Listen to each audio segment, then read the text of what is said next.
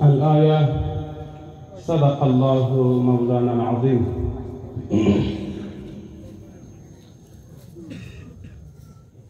از اینکه وقت و فرصت کم هست از مقدمات میگذاریم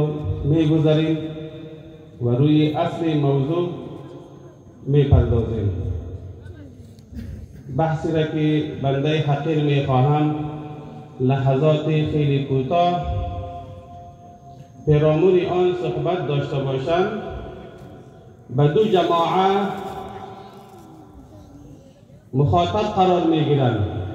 یکی جامعه هستند که مردم هایی هستند که مدارس را تمویل میکنند، چنانچه که قبلا حضرت شیخ صاحب مخدومزاده و سایر سخنوران در این مورد اشاره کردند. مدارس ما شما جایی هستند که در اینجا شخصیت های نیک، علما، مجاهدین، حفاظ، خطبا و غیره آماده می شوند. ما شما مردم عزیز اگر این مدارس را کمک بکنیم و همکاری بکنیم، الله تبارک و تعالی چندین برابر به نسبت به دیگر جاهایی که کمک میکنیم الله تبارک و تعالی اجر و پاداش و ثواب و مزد فراوانی را برای ما شما نصیب می‌فرماید. حضرت شیخ الاسلام مولانا حسین احمد مدنی نور الله مرقده، همچنان شیخ الحدیث مولانا محمد زکریا رحمت الله علیه، اونها فرمودند کسی که 1 روپه اگر در حرم مکه مکرمه مسجد الحرام کمک میکرده باشد 1 لک ثواب حاصل میکند.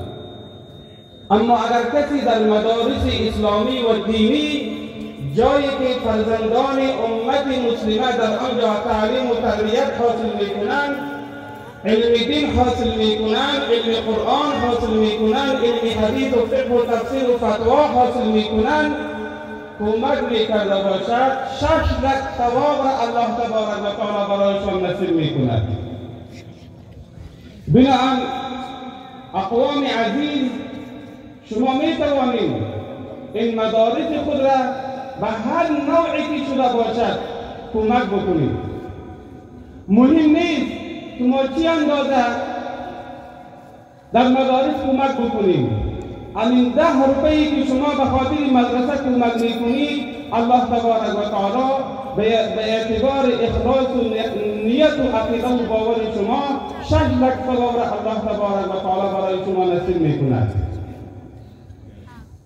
چرا الله تبارک و تعالی به کثرت اعمال ما متوجه نیست. الله تبارک و تعالی کثرت اعمال ما را نمیبیند. الله تبارک و تعالی کیفیت اعمال ما را میبیند. قرآن خوب لیبلوکم ایکم احسن عملا، 10 روپیی که به خاطر رضای خدا در مدرسه کمک کردی، از 100 لک روپیی که به خاطر ریا کمک کردی، اجر پاداش 10 روپیه نزد الله تبارک و تعالی با ارزش و با اهمیت می باشد. بنابراین ما هر اندازه که در توان ما هست، به هر نوعی که در توان ما میرسد مدارس خود را کمک بکنیم، مدارس خود را حمایت بکنیم. ما مردم یکی قشر علما هست، یکی قشر برادرهای عوام الناس و کسبکار هست. ما هر دو به خاطر رساندن دین، به خاطر پخش و نشر دین مسئولیت داریم. برادرهای عوام الناس ما مسئولیت دارند از طرف پول و پیسه و از دیگر حمایت‌های مالی مدارس را کمک بکنند. علما، مشایخ، مسئولین مدارس ما مسئولیت دارند اشخاص درست، شخصیت‌های درست، عالم واقعی، حفاظ واقعی، انسان‌هایی که واقعاً بدن جامعه می‌کنند، سبب نامی در جامعه می‌شوند، سبب خدمتگزاری در جامعه می‌شوند، در جامعه تقدیم بکنند. این مسئولیت علما هست. وقتی که ما مسئولین مدارس، محتمین مدارس، پیسه های مردم را جمع میکنیم، به این معنا که ما در مدارس شاگردان را تعلیم و تربیت میکنیم، متوجه باشیم که شاگردان درستی را در جامعه تقدیم بکنیم. مسئولین مدارس، شیوخ بزرگوار، محترمین حضرات، ما مسئولیت این را نداریم که در جامعه 10 نفر و 20 نفر و 100 نفر تقدیم بکنیم.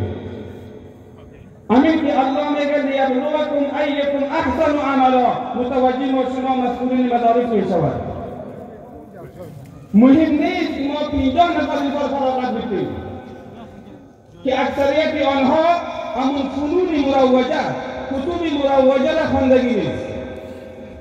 البته که ما به این فکر هستیم که 50 نفر از مدرسه قاسمیه فارغ شد یک افتخار بزرگ است، ولی به باور من بنده حقیر که حدوداً عمر 25 ساله خود را در راه درس و تعلیم و تعلم سپری کردم به جز ستم و حتی اگر گویم ظلم و جفا چیزی بگرده.